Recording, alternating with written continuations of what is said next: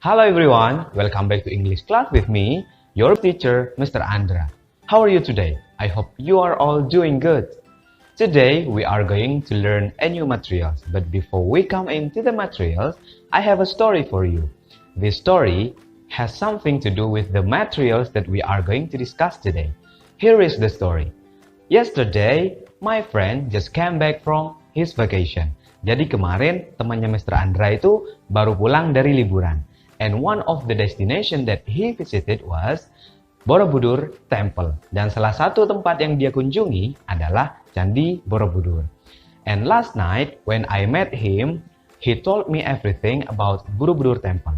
He told me about the location, the history, and everything that exists in Borobudur Temple. Nah, tadi malam ketika Mr. Andra itu ketemu dengan dia menceritakan semuanya terkait Candi Borobudur. Mulai dari lokasinya, sejarahnya, dan juga apa-apa saja yang ada di Candi Borobudur tersebut.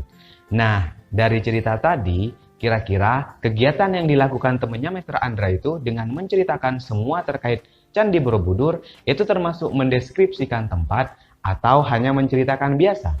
Which one do you think is the most correct answer? He described the place or he just retell the story? Jawaban yang paling benar adalah he described the place, which is Borobudur Temple. Jadi, yang dilakukan temannya Mr. Andra itu termasuk ke dalam mendeskripsikan tempat. And as I said earlier, today's materials has something to do with the story, which means that today we are going to learn something related to describing.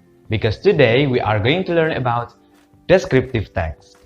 Okay, without any further ado, let's come into the materials.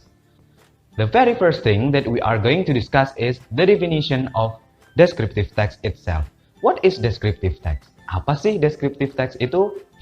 Descriptive text is a kind of text that tells the readers about how something is like. It can be about person, animal, place, or thing. So, descriptive text is a kind of text that describes or gives details about a certain object. It can be person, animal, place, or thing. Jadi, itu tadi ya pengertian dari descriptive text itu sendiri. Kemudian, sekarang lanjut ke social function or purpose of descriptive text. The purpose of descriptive text is very clear. It is intended to describe a particular person, place, or thing. Jadi, descriptive text bertujuan untuk mendeskripsikan sesuatu yang spesifik. Bisa manusia, bisa hewan, dan juga bisa benda. Bisa dipahami ya terkait definisi dan juga social function of descriptive text. Sekarang kita lanjut ke generic structure of descriptive text. Seperti yang kita tahu, setiap teks pasti memiliki generic structure-nya masing-masing. Dan untuk descriptive text, generic structure-nya ada dua. Yang pertama adalah identification. Identification contains introduction or general information about something that we are going to discuss.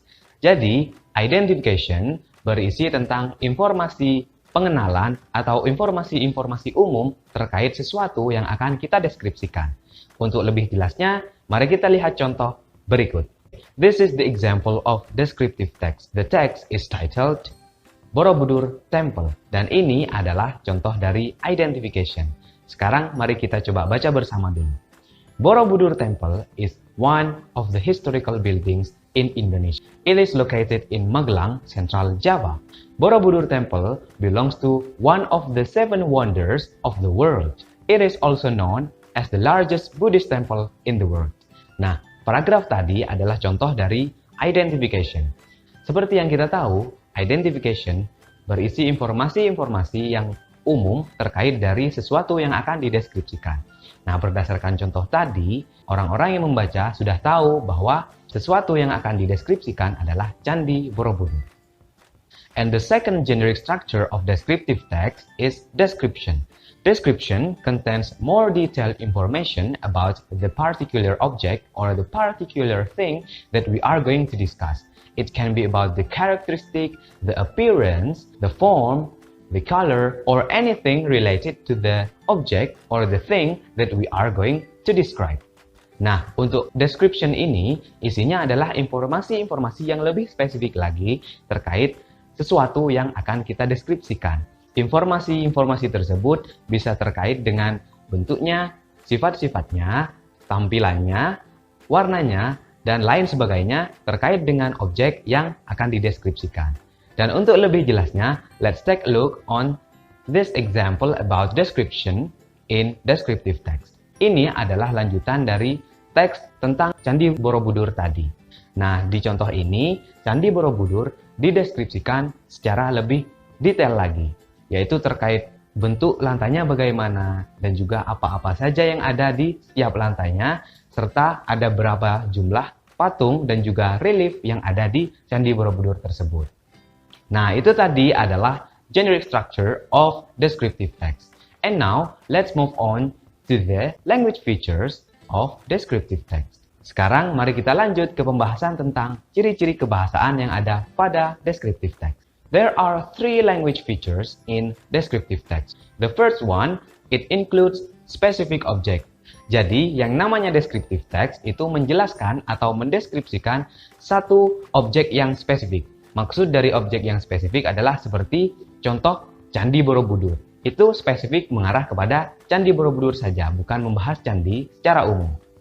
Number 2, it uses adjective. Descriptive text menggunakan adjective atau kata sifat. Nah, kata sifat ini digunakan untuk menjelaskan noun yang digunakan pada sebuah teks deskriptif. For the example, historical buildings. Historical is the example of adjective that describes the noun which is building. Maka ketika digabungkan artinya adalah bangunan yang bersejarah. Another example is the largest Buddhist temple. The word largest and Buddhist are the example of adjective that describes the noun which is temple. Jadi ketika digabungkan menjadi largest Buddhist temple yang artinya adalah Candi Buddha terbesar. And the third language features of descriptive text is it uses simple present tense. Yes, of course, because descriptive text tells us about the fact or something that is factual, it must use simple present tense. Karena descriptive text menjelaskan sesuatu yang bersifat fakta atau bersifat kenyataan, maka tenses yang digunakan tentu harus simple present tense. This is the example of simple present tense that we can find in the text that we have earlier. Borobudur Temple is one of the historical buildings in Indonesia. And another example is Borobudur Temple belongs to one of the 7 wonders of the world. Di contoh ini bisa dilihat bahwa tenses yang digunakan adalah simple present tense, yaitu menggunakan to be, am is are, dan juga menggunakan verb 1. Okay everyone, that's all for today's material. So today we have learned about descriptive text. We have learned about the definition, the social function, and also the generic structure as well as the language features of descriptive text. Thank you for your attention and see you next time.